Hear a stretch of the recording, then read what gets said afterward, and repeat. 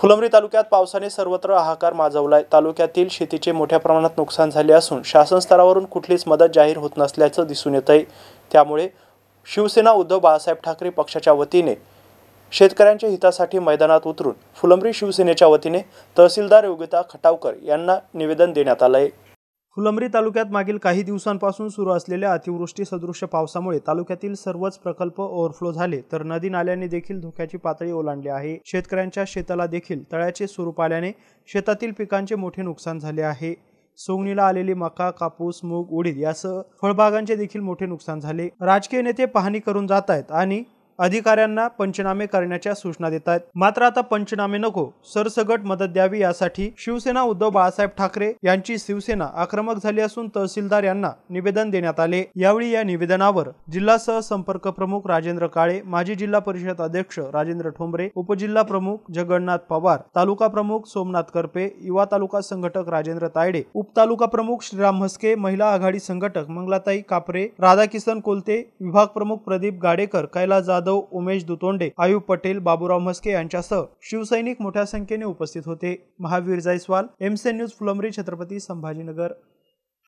एक शेतकरी थट्टा लावली आणि एक थट्टा लावल्यापेक्षा शेतकऱ्याची मजा घेतात आणि अनुदान काय तर 2000 3000 हेक्टरी देऊ ही शेतकऱ्याची अतिशय चेष्टा लावलेली आहे। आणि इमानात जर एखादा अपघात झाला तर 1 करोड रुपये देतात आणि शेतकऱ्याने आत्महत्या केली तर 4 लाख रुपये देतात। हा कोणता न्याय? ज्यांच्याकडे पैसे देतात आणि पळून जायचं जर असेल आमदार घेऊन हे घेऊन 50 कोटी रुपये देतात, पण शेतकऱ्याकरता पैसे नाही त्यांच्याकडे। शेतकऱ्याला पैसे दे, आम्ही भीक मागित नाही, पैसे आमचेच आहे, शेतकऱ्याचेच पैसे। तुम्ही कर घेतात, शेतकऱ्याला तहसील मागतात, सगळं शेतकऱ्याच्या बोकुंडी आहे। आणि निवडणूक आले का शेतकरी आमचा पोशिंदा, शेतकरी आमचा राजा, शेतकरी राजा आमचा पोशिंदा म्हणतात। म्हणजे शेतकरी यांनी थट्टा थांबवली पाहिजे। त्यांनी जर असं चालू ठेवलं आणि आम्हाला आमच्या शेतकऱ्याला जर न्याय त्यांना मिळून दिला नाही, शेतकऱ्याला सांगितल्याप्रमाणे त्यांनी जर हमी भाव त्यांनी शेतकऱ्याला द्यायला पाहिजे। आता आमचे सगळं पिकं वाहून गेले।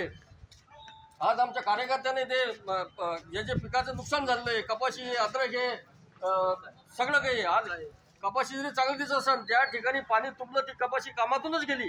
कपासाचं एक झाड येत नाही, ती झाडाशिवाय राहत नाही। म्हणून आमची सर्वांना विनंती आहे सरकारला हात जोडून का आमच्या शेतकऱ्यांकडे जरा डोळ्या उघडे राहून बघा। शिवसेना फुलंब्री तालुक्याच्या वतीनं व शिवसेना उद्धव बाळासाहेब ठाकरे यांच्या मार्गदर्शनाखाली आज फुलंब्री तालुक्यात तहसील इथे आम्ही आंदोलन करत आहोत की आज या मराठवाड्यामध्ये तालुक्यामध्ये जे संकट येत आहे त्यावर सरकार कुठलंही लक्ष देत नाही। खरं म्हणजे आज विमानात जर एखादा ॲक्सिडेंट झाला तर तिथं कोटी रुपये दिले जातात आणि आज आपला शेतकरी जर वाहून गेला किंवा एखादा पळवून गेला किंवा वाहून गेला त्याला 4 लाख रुपये भेटतात आणि त्यांचे जर त्यांचा एखादा पळून गेला तर त्याला 2-2, 3-3 कोटी रुपये देतात। हे शासन असं यांचं धोरण आहे।